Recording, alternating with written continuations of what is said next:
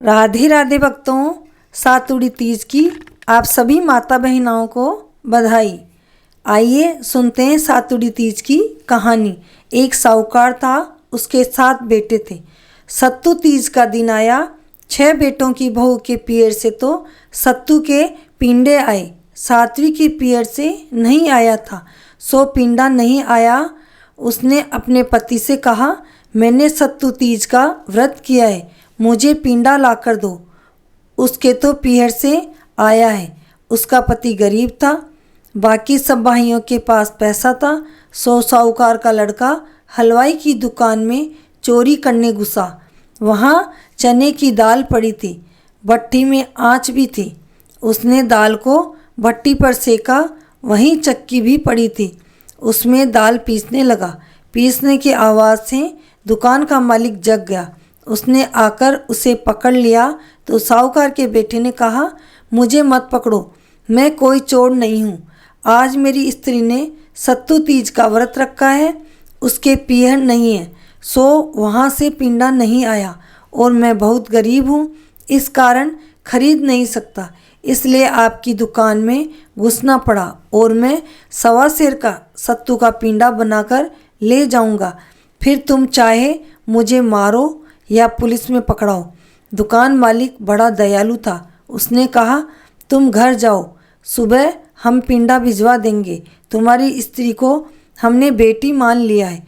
दूसरे दिन 5.25 सेर का पिंडा और साड़ी और ब्लाउज दुकान के मालिक ने साहूकार के घर भिजवा दिया।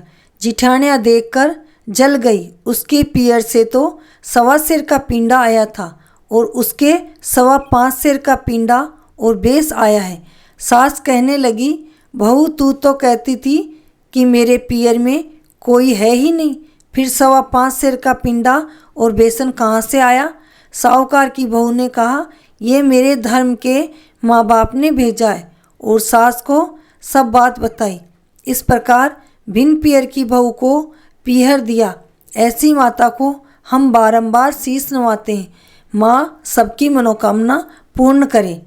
कहानी सुनने के बाद तीज माता व गणेश जी की कहानियाँ सुनकर आंखें रूमाल में बांध लेना चाहिए। इनसे चांद का अर्घ देते हैं। फिर और आंखें हाथ में लेकर लोटे का थोड़ा जल नीमड़ी में सींच देना चाहिए। फिर चांद उगने पर रूमाल के आँखों से बाकी बचे जल में जल और डालकर अर्घ देकर जो 1.25 सेर का पिंडा बनाया था उसे एक चांदी के रुपये से पति या पुत्र या दोनों में से कोई भी उपस्थित न हो तो किसी अन्य पुरुष से बंधवाया लेना चाहिए। उसमें से थोड़ा सा लेकर बयां निकालना चाहिए। वह बयां निकालकर सास या ननद के पैर लगकर देना चाहिए। उसके बाद जब हम चांद को अर्घ देते हैं तो चांद के दर्शन करके रोली का छींटा दें, थोड़े सत्तू से चांद को जीमा दें। फिर कहानी कहें, आंखें लेकर ये कहते हुए अर्घ देना चाहिए, अर्घ देते समय ये थोड़ा थोड़ा जल व थोड़े थोड़े आंखें गिराते जाना चाहिए और कहना चाहिए, सोना किसी सांकली मोतिया को सोहार, चौबाती को दीलो 4 पहर की रात, आम तले मारो सासरो, नीम तले मारो पीर, चारों गेला यों भवे कीड़े किसी नार। मैं सवागण जोइयो सत्तू तीज की रात, सत्तू तीज का चांद ने अर्घ देता जियो पूत वीर भरतार। खाना खाने से पहले थोड़े सत्तू पर इच्छा हो उतने रुपये रखकर बयां निकालना चाहिए। अर्घ देकर आकड़े के पत्ते पर कच्चा दूध और सत्तू रखकर दाहिनी टांग के नीचे से हाथ लेकर पासना चाहिए। खाना खाते समय पहला ग्रास सत्तू में नीम का टुकड़ा रखकर खाना चाहिए। इसके बाद आइए उद्यापन की विधि भी मैं आपको बता देती हूँ। 17 पिंडे बनाकर सब पर सुपारी लगा देनी चाहिए। 17 प्लेट या दही बड़ा प्लेट भी मंगा लेनी चाहिए। साड़ी, ब्लाउज, चूड़ियाँ, मेहंदी, बिंदी, काजल, बिछियाँ, दर्पण आदि सब सामान भी ले लेना चाहिए। पिंडे प्यालों में रखकर हाथ फेरकर दिन में ही 16 औरतों, चाहे रिश्तेदार या अन्य कोई के घर भिजवा देनी चाहिए। 17वें पिंडे पर बेस और श्रृंगार का सब सामान रखकर चांद उगने व अर्घ देने के बाद बया निकालकर सास को दे देनी चाहिए। हमेशा की तरह 1.25 सेर का पिंडा भी बनाना चाहिए। वह एक पिंडा देवर को 11 रुपये व नारियल रखकर देना चाहिए।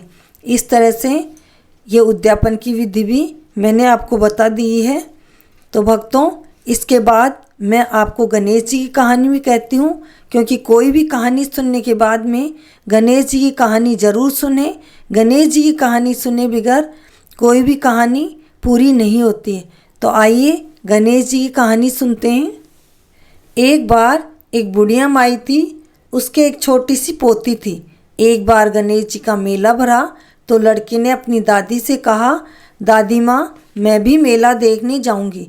दादी ने कहा, बेटा तू छोटी बच्ची है, तुझे कौन संभालेगा, मेले में दब दबाकर मर जाएगी। पर वो नहीं मानी। हार कर दादी ने 4 लड्डू चूरमे के बनाकर लड़की के साथ बांध दिए और कहा, बेटा पहले विंदाई जी को भोग लगाना, फिर खाना खाना। लड़की गणेश जी के मंदिर में जाकर बैठ गई और कहने लगी, हे विंदायक जी, 2 लड्डू तुझको, 2 लड्डू मुझको, खाया तो खा, नहीं तो चारों ही गटकाऊं। इस प्रकार शाम हो गई, मेला बिछड़ने लगा, लेकिन गणेश जी लड्डू खाने नहीं आए। लड़की ने फिर गणेश जी से करुणामयी पुकार की, आप लड्डू खा लो तो मैं अपने घर जाऊं, मेरी दादी मेरी राह देख रही होगी। विंदायक जी लड़की की प्रार्थना से प्रभावित हो गए और बोले, ला बच्ची, लड्डू खिला दे। लड़की ने गणेश जी को अपने हाथों से लड्डू खिलाया। तब गणेश जी ने कहा, लड़की कुछ मांग ले। लड़की ने कहा, मुझे तो मांगना ही नहीं आता। गणेश जी ने कहा, कुछ भी मांग ले।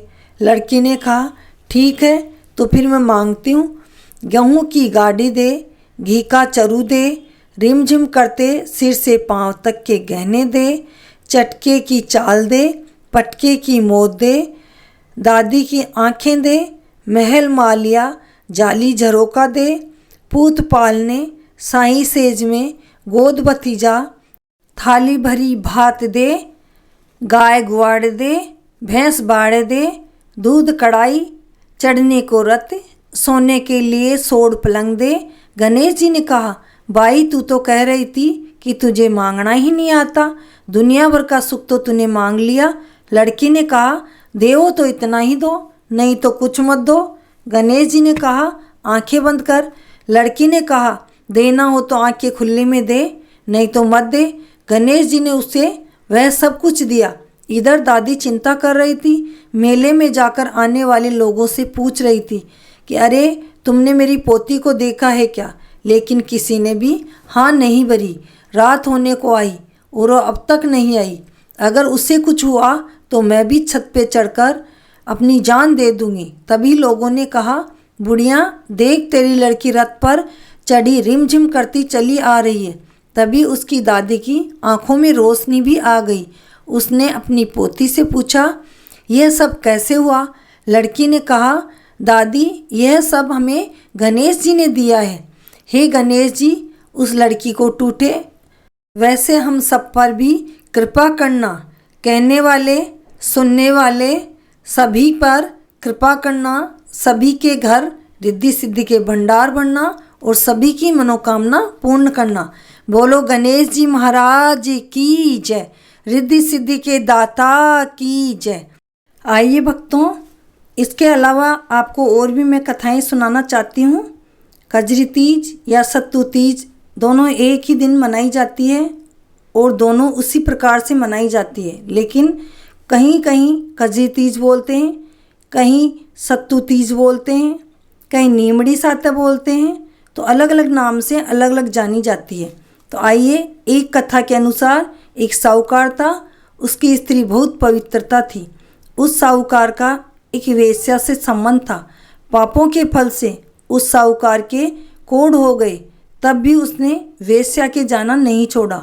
जब वह जाने में असमर्थ हो गया तो वह अपनी पत्नी को कहता है, मुझे उस वेश्या के ले चल।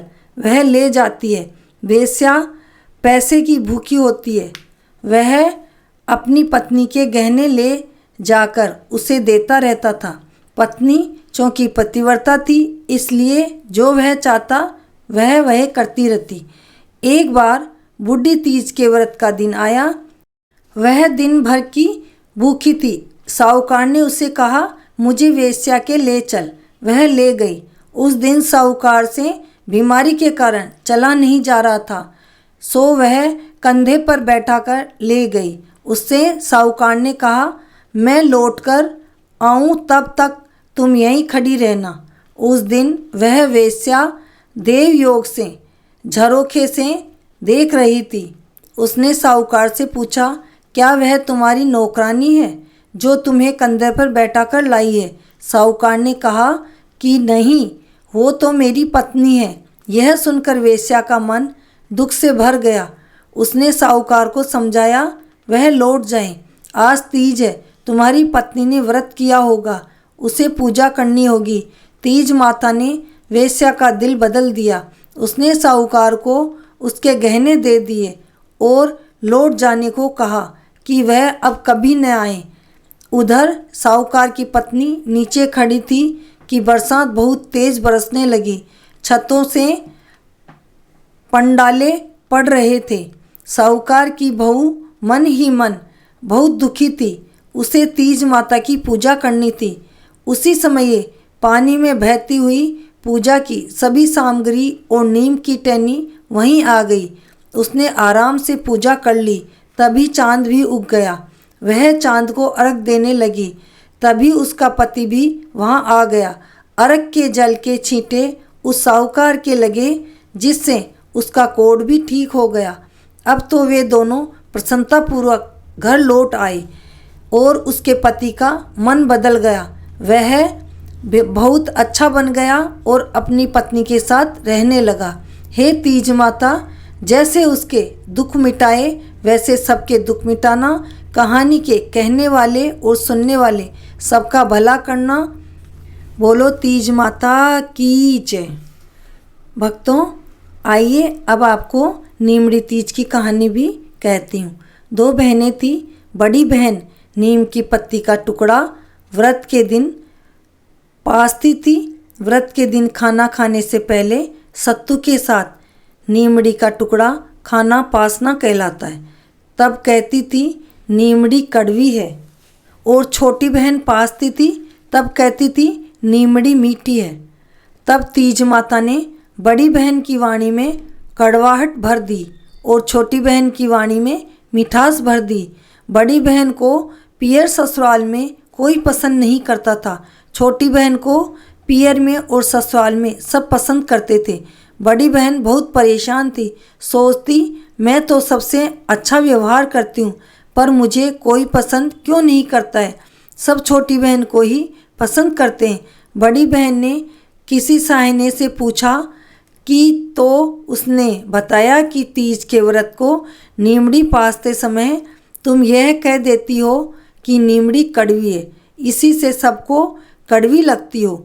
फिर जब तीज का व्रत आया तो बड़ी बहन ने भी कहा नीमड़ी मीठी है। तब से वह भी सबको मीठी अर्थात अच्छी लगने लगी। सास ने कहा नीमड़ी की एक कहानी और है, वह भी सुन लो, जिससे गणेश जी की कहानी मिलाकर 4 हो जाए, नहीं तो 3 हो जाएगी। और कोई शुभ काम 3 नहीं करने चाहिए। तो आइए एक कहानी और कहते हैं। एक सास बहू थी। बहू के कोई बच्चा नहीं था। एक बार सास बहू पड़ोसिन के यहाँ गई तो उसके यहाँ नीमड़ी की पूजा हो रही थी। सास ने पूछा, नीमड़ी की पूजा करने से क्या होता है? पड़ोसन ने कहा, सब इच्छा पूरी होती है। सास ने कहा, अगर मेरी बहू के नहाया रह जाए तो मैं 1.25 सेर का पिंडा नीमड़ी के चढ़ाऊँगी और हर साल तीज का व्रत व नीमड़ी की पूजा करूँगी। उसकी बहू के नहाया रह गया। नीमड़ी की पूजा अर्थात तीजों पर सास ने कह दिया, लड़का हो जाएगा तो 5 सेर का पिंडा चढ़ा दूंगी। लड़का हो गया, लेकिन सास ने 5.25 सेर का पिंडा नहीं चढ़ाया।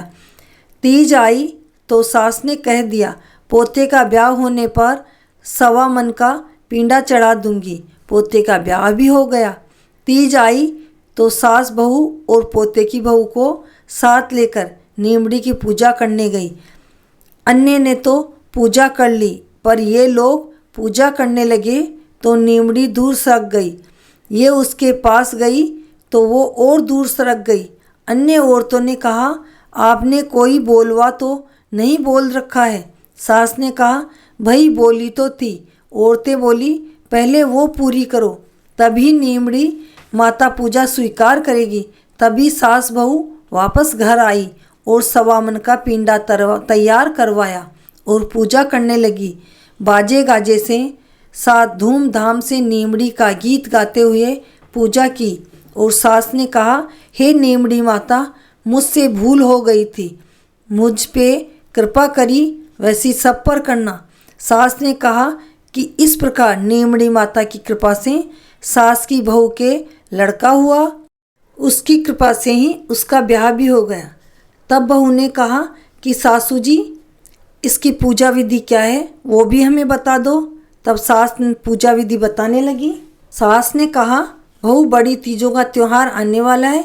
इसे बूढ़ी तीज या कजरी तीज भी कहते हैं। इस त्यौहार पर तेरे पियर वाले शादी के प्रथम वर्ष 5 सेर का सातू का पिंडा भेजते हैं, फिर हर वर्ष 1.25 सेर सातू का पिंडा भेजते हैं। लेकिन अगर कोई पियर वाले भेजने में असमर्थ हो तो अपने घर में ही बना लेना चाहिए। बहू ने कहा, माताजी, इसको कैसे बनाते हैं? सास ने कहा, चने की दाल को भाड़ में भड़भूंजे से भुनवाकर पीस लो। अगर भड़भूंजा नहीं है तो घर में ही सेक कर पीस लो। फिर उसमें घी और पिसी चीनी का बूरा डाल दो। उसमें सवा जैसे चिरौंजी, बादाम, पिस्ता, खरबूजे के बीज और इलायची आदि जो भी डालना चाहो डाल दो। फिर सबको मिलाकर एक परात में 5 सेर या 1.25 सेर जितना बनाना हो उतना डालकर पर्वताकार जमा लो। पर्वताकार का मतलब जैसे गोल बनाकर उसको एक थाली में जमा दो। इस पिंडे पर पूजा वाली एक सुपारी लगा दो। एक छोटा लड्डू नीमड़ी की पूजा के लिए बनाकर अलग रख लो। बाकी बचे सत्तू के लड्डू बना लो। इसमें से व्रत से पहले भी खा सकते हैं, पर पिंडा में से नहीं खा सकते।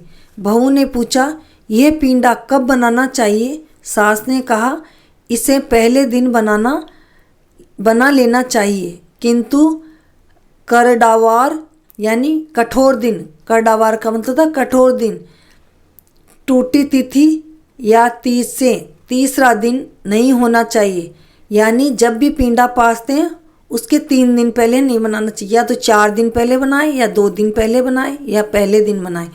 ऐसी हालत में इसे 4 या 5 दिन पहले भी बनाया जा सकता है। व्रत के पहले दिन सिर धोना चाहिए, मेहंदी लगानी चाहिए। व्रत के दिन अच्छे खाना बनाओ, फिर गोटे या सलमे सितारे आदि के कपड़े पहनो। बहू ने कहा, माताजी, पूजन में क्या क्या सामग्री होनी चाहिए वह भी बताइए। सास ने कहा, दिन में ही थोड़ा गोबर, नीम की एक टहनी और थोड़े आकड़े के पत्ते मंगवा कर रखने चाहिए। एक नींबू ककड़ी भी मंगानी चाहिए। बहू ने कहा, माताजी, इसकी पूजा की विधि भी बताइए। सास ने कहा, शाम को खाना बनाने के बाद गोटे की साड़ी या बढ़िया वेश पहनकर औरतें पूजा करती है।